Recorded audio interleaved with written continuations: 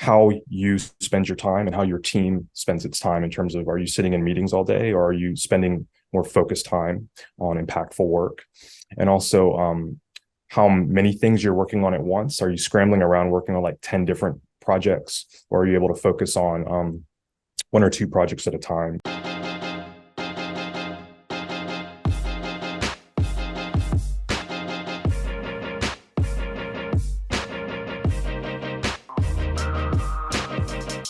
Matt, welcome. Before we get started here, could you just tell us a little bit about who you are and what you do, please? Sure. My name is Matt Hawthorne. I'm an independent software engineer, consultant, and advisor. Prior to this, I worked at Twitter and Netflix and Comcast. And my focus through most of my career has been back-end distributed system stuff. But I've shifted over the last maybe 7 or 8 years to be focusing on AI and ML infrastructure.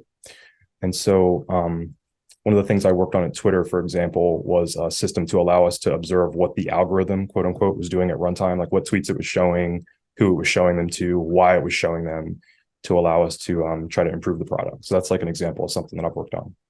Awesome. So you're going to be joining us at Lead Dev West Coast later on this year. Can you just give us a little insight into what you're going to be talking about there?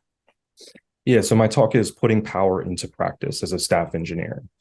And it's a bunch of techniques to allow you to use your power to have a positive impact on the people around you and the culture that you're working in. So it's a bunch of examples and sort of guidelines and techniques, et cetera, to allow you to use your power for good in your work environment, for whatever your definition of good is. Yeah, and we talk a lot about like influencing at scale from the staff engineer role. Can you tell me a little bit about how you like define the difference between power and influence in that role? Yeah, I mean, I think that so as a staff engineer, like there's what you work on can vary quite a bit. Like you might be working on something super glamorous, like a technical strategy across your whole org. Might be something a little less glamorous, like a failover strategy for a system or set of systems, or it might be something not glamorous at all, like this project from another team is doing very poorly. We need you to come in and fix it and get it back on track. So like what you work on can vary all over the place. But I think there's a bunch of other areas where you can have more consistent influence, like mentoring, I think is a really important one, helping the people around you to get better. And ideally you're learning from them as well. How you spend your time and how your team spends its time in terms of, are you sitting in meetings all day, or are you spending more focused time on impactful work? And also how many things you're working on at once. Are you scrambling around working on like 10 different projects, or are you able to focus on one or two projects at a time? I think another one is what I call sometimes information trafficking, like knowing who has specific pieces of information within an organization, knowing how to connect people. Like you have a question about this, I know a person knows about that.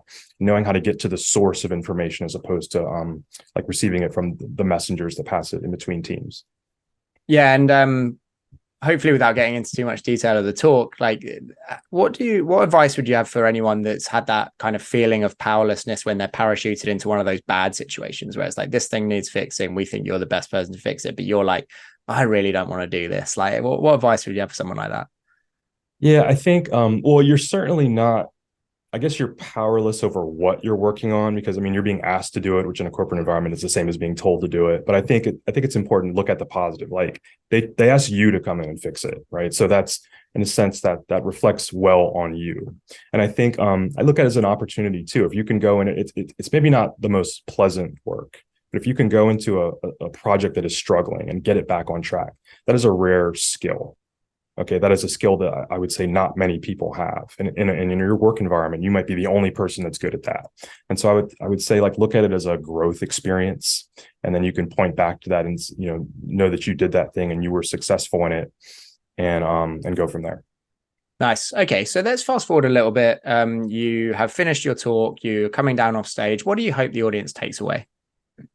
Yeah, so there's 4 main concepts I'm going to talk about, and they're all intertwined. It's tricky situations, powerful behaviors, powerful phrases, and mentoring.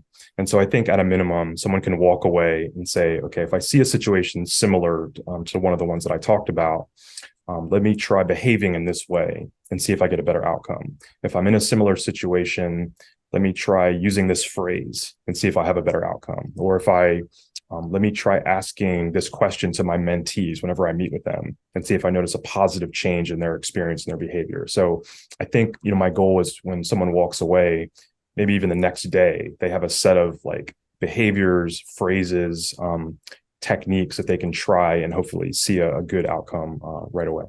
What was it about lead dev specifically that made you want to share this story with our audience? So I think regardless of your job title and regardless of whether you're a manager or an engineer, I think we all want to feel happy and fulfilled at work. I think we all want to feel like we have some degree of power and control over our environment, our culture. And I think we want to help the people around us to feel those same things. And so I thought that, I've been collecting these techniques and skills, et cetera, like over the course of my career. And I felt like lead dev was a good place for me to share them. So hopefully some other people can benefit from them also.